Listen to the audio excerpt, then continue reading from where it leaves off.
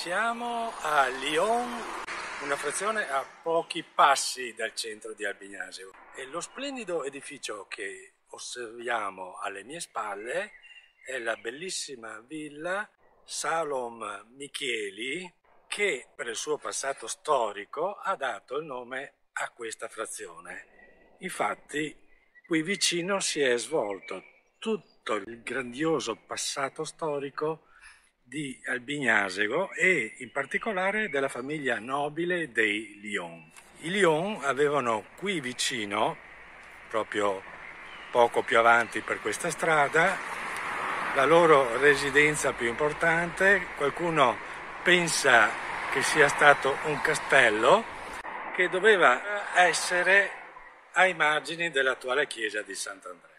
Ora questo castello non c'è più, anzi ci sono ben poche testimonianze della sua esistenza, però un castello c'è comunque in questa frazione ed è poco più dietro di questo complesso.